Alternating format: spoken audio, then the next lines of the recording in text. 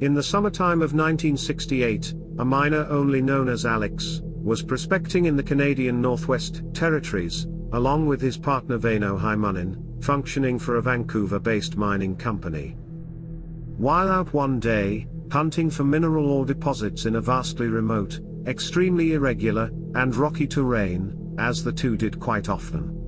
An endeavor the two men had spent a total of 2.5 months on, without discovering anything of significance. A routine and uneventful tour until the last day of their expedition, when they would accidentally come upon an unbelievable discovery. Isolated deep within these trees and wilderness lied something so mysterious, it could hardly be explained. And so would begin Alex's bizarre journey that led to an extraordinary story of what seems to have actually been some kind of portal to a mysterious unknown dimension, wrapped within the cover of the forbidding wilderness, enveloped in ambiguous mystery and foreboding intent. One day, while looking over the side of a high cliff, the two observed a strange cut in the land beneath them. A small canyon, with a flat gully at its bottom, measuring 50 feet by 4 feet, which had two huge rounded boulders at the top. Moreover, it seemed to be scattered with some unusually shaped rocks and stones, covered in moss, as well as lichen, along with featuring a tubular fog bank that just kind of floated there, silently, without movement. It was all sufficiently strange enough that they were determined to take a better look and explore inside this odd sight. On closer examination, they could see that the more pronounced large rocks were shaped like a banana. They were 3 feet long, and seemed to be composed of smaller sized, silvery rocks that were transparent, and comparable to that of frogs' eggs. They collected numerous of these smaller rocks, which were apparently as smooth as glass, with the dimension of a potato. Neither of the two men could clearly identify as to what type of mineral it might perhaps be. They also located various rounded, teardrop-shaped rocks, with smelted endings that appeared like glass, in addition to ashes that seemed to have actually been produced by synthetic mining activities, although none such activities were scheduled to be in that particular location at the time. As they puzzled over this strange revelation, a bank of fog hung there, swirling in the background, churning slightly, yet still and silent, and also originating a rather ominous feeling that made both guys nervous. Making it all the extra surreal was a really large uprooted tree that was laying on its side along the mist, with extensive roots protruding in all directions, and which they both deemed too huge to have actually come from the rocky gorge they remained in. So just how did it arrive there? They had not the smallest of clues. Alex slipped closer to the pulsing bank of fog, attempting to peer into it, however, could not see anything past the shroud of mist. The only thing he really felt relatively certain of was that there were no declines or shafts in the rock along its base, and he felt himself attracted towards the pulsating cloud. An alluring impulse to understand what was on the other side overcame him, and he felt forced to take a few skeptical, experimental steps within the veil of fog. As soon as he did, a very strange thing would purportedly take place, and he would certainly clarify this in a letter to his brother Bill, a letter that reads as follows. Approximately 2 steps into the mist, I saw a grassy field, for as far as my vision was capable of seeing at that time. The grass was about 1 foot tall at that point. The more I advanced towards the grass, the higher the grass became. There was a wind blowing from the grass away from me. On entering the mist, my vision was limited to my left and right. I advanced until the grass, brown-colored, was approximately 3 feet tall. Then I decided to retreat, which I did. I cannot remember what the sky looked like. Gray-colored seems correct. I decided to go back into the mist, and cautioned myself not to walk into the grass. I went as far as the first time, and things were the same.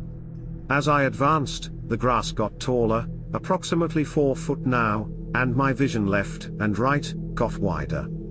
Far off to my right, there was an oasis, with medium-sized trees in a circle, with 2 tall palm trees, growing in the center of the circle. At that point I had enough. At that time my mind went completely blank, except for one little piece of my brain that was fighting the takeover of my brain. Next I was on my hands and knees, with my brain powers intact, and I got out of there in record time. At this moment, unsettled and shaken, Alex felt absolutely exhausted and drained, not able to even carry the weight of his own body. He crouched, out of breath, questioning as to what he had just experienced, as well as if it had even been real in any way. He would certainly later go on to state that he had actually felt alarmed by the mystical grass he had seen, established by an anxious dread that to him it was unsafe to enter, although he did not know why he felt this. After that, he saw something that made it all even odder still. His brother would declare years later what exactly Alex had told him concerning this in a phone discussion, and also clarifies what happened in his record to the Center for UFO Research's CUFON, as adheres to the following.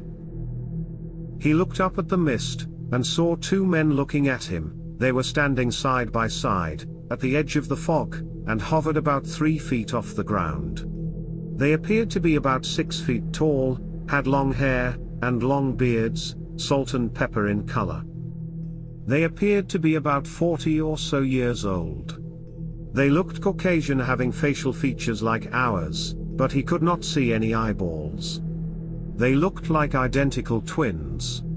They were wearing pale-colored pants and robes that extended down midway between the knee and ankle, and a belt around their middle.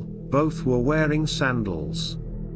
He looked back down at the ground, then back up at the two men in the mist. Now one is off to one side in the mist, and behind the front man. The man in the front was still standing, while the man in the back seemed to be sitting on a chair that was not there. It was a lot more difficult to see him in the mist. The man in the back reminded him of the statue called the Thinker. Neither of them said anything, they only watched him. Alex said that at this point, he was feeling quite shaken, and decided to get back to camp. So what were these entities, and what did any of this mean? Alex would evidently decide not to inform his partner, nor anybody back at their satellite camp, keeping the tale to himself for years, and also long questioning himself over whether to return and look for what he called a doorway. For decades after the incident, he would never inform a single soul regarding any of it. However, he did send out a summary of the unusual rocks to a geologist by the name of Dr. Sinclair, that supposedly was baffled regarding what kind of rocks they might perhaps be.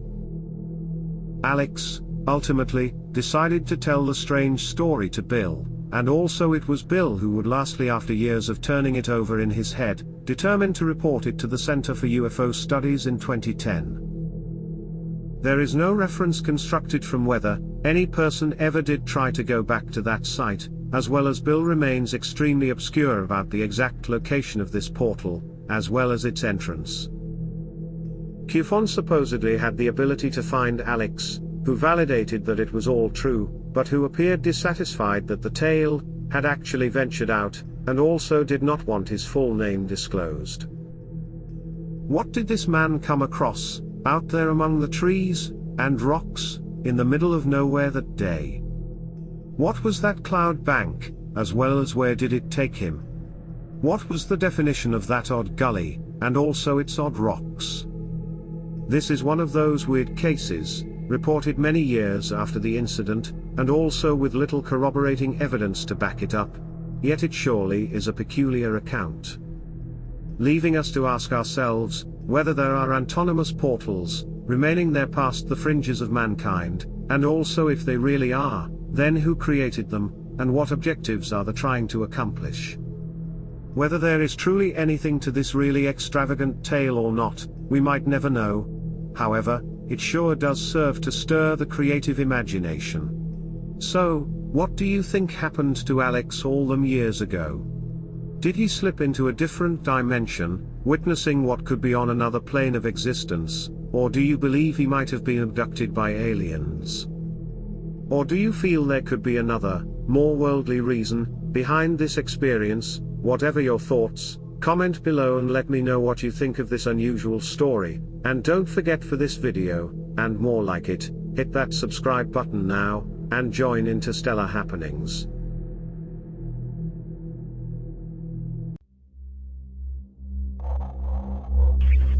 Thank you so much.